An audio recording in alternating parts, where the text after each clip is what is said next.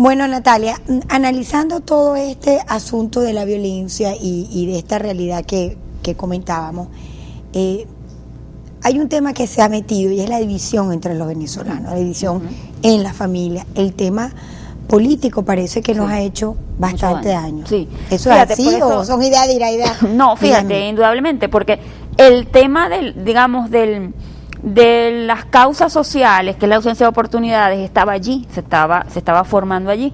Ahora hay un tema que encima se junta a eso y lo empeora, que es el tema de un discurso político, digamos, conflictivo. Es decir, los venezolanos no habíamos tenido desde la dinámica de poder un discurso que todo el tiempo nos estuviera diciendo: mira, la culpa de tu situación es de fulano, la culpa de tu situación es del otro, la culpa de tu situación es de tu vecino, la culpa de tu situación es Más no es tu culpa. Entonces, no, claro. Tú eres una víctima de las circunstancias. Sí, o peor, no es mi culpa. Es decir, fíjate que es echarle la culpa a otro que está en tu contexto para que tú no te des cuenta que la mayor responsabilidad es del gobierno. Es decir, la mayor responsabilidad.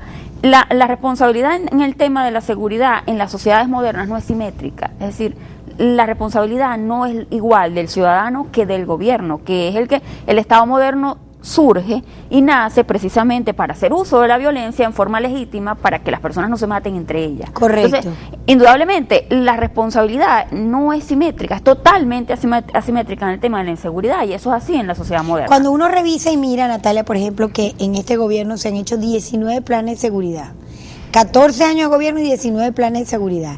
Y ahora pues andan con el asunto del ejército en la calle, pero no bajan de 10 ni de 15 los muertos en el fin de semana. No bajan. Hubo un solo fin de semana que uno de los primeros, que lo celebramos y que deseamos de verdad que las políticas hubieran hecho efecto para que se mantuviera. Pero entonces uno se pregunta, ¿es que son los planes, o es la política, o es la dirección, o es la inversión, o es la impunidad? Fíjate. El tema de las acciones directas, inmediatas, que tienen que ver con la impunidad, por supuesto que es un tema fundamental. Quienes han estudiado y han desarrollado todas las políticas necesarias de seguridad, lo primero que te dicen, hay muchas cosas que hacer, pero una de las primeras, en los 3 primeros meses, que si quisiera hacerse, se haría, es el tema de variar digamos, esos porcentajes de impunidad que existen en el país. Es decir, de tanto delito que se comete, solamente se castiga solamente un 20%. Es decir, eso no puede ser. No puede ser, ¿por qué? Por una cosa elemental de la sociología clásica. La sociología clásica te dice, las personas se portan bien si cuando se portan mal las castigan. Claro. Es decir, eso fue lo primero que dijo el clásico de la sociología, el padre de la sociología moderna. Entonces, cuando la gente te compara, bueno, pero es que en otros países la gente se porta mejor. Claro, no es que ellos sean mejores que nosotros. Si nosotros, como dijimos al principio, somos una sociedad que realmente no nos gustan los problemas, no nos gustan los conflictos, preferimos estar tranquilos, ¿no? Y eso es muy bueno. Bueno, a tal punto que uno se pregunta, Natalia, ¿a dónde va a llevar todo este tema de las colas, todo este tema del desabastecimiento, de la inflación tan galopante, que la gente, yo por primera vez estoy recibiendo mensajes, la gente desesperada, no alcanza el dinero, no hay una política clara hacia dónde va la economía, y uno siente pues que uno está haciéndole regalos y favores al resto de la humanidad, y el venezolano en cuestiones de meses el deterioro ha sido exorbitante. Fíjate, tú dices una palabra que creo que recoge el sentimiento del colectivo cotidiano, que es agobiado. El venezolano está agobiado.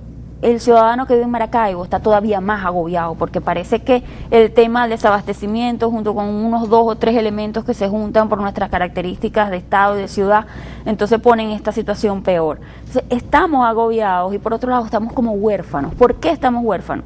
Recuerda que este país, la mitad de este país, se abrazó a digamos, no movimiento, porque eso no puede pero un liderazgo, pero sí a un liderazgo político importante, ¿no? Sí, que lo movía todo. Exactamente. Y de alguna manera daba respuestas para todo, y yo siento que la situación lo alcanzó, lamentablemente él está ausente hoy, pero yo también coincido contigo, hay un estado de orfandad. Claro, entonces en la gente que creía en eso, es decir, los que nunca creímos en eso, pues por supuesto siempre pensamos y sabemos que muchas de las cosas que estamos viviendo hoy son producto de malas políticas que se tomaron a lo largo de todos estos años. El dineral que se ha perdido en este país es sencillamente como una reflexión, preguntarnos, o sea, ¿cómo es eso de que nuestro Bolívar no vale nada ante una Venezuela que nunca en su historia, ni pasada, ni moderna, ni de la cuarta, recibió tantos millones de dólares? ¿Dónde está el dinero? Y es una sensación de, por un lado, de orfandad de quien creía en eso, y por otro lado, es como de impotencia de sentir, te dejó el tren, es decir, el mundo va por un lado y ya tú no te puedes montar, es decir, peor, te bajaron o te bajaste.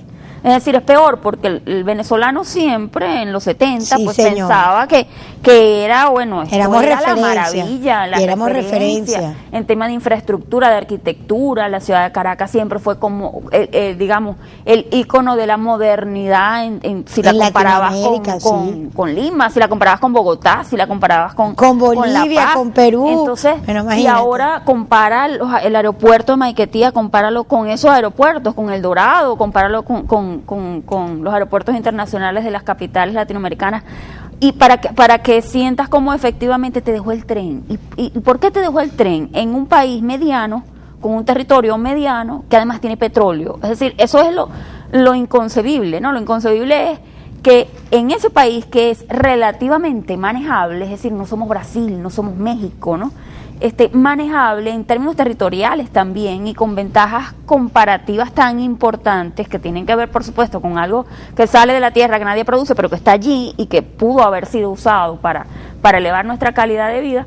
Pues entonces, ¿cómo hicimos para tenerlo todo y para que ahorita estemos tan mal, ¿no? Vamos a conversarles al volver soluciones, Natalia. ¿Qué visualiza si a ti te tuvieran en el tren ministerial del presidente Nicolás? ¿Qué recomendaría? Sobre todo que la pregunta que nos hacemos, ¿a dónde vamos? ¿Qué podemos hacer para recomponer el camino que no puede seguirse andando así? Ya venimos con más, no se retiren.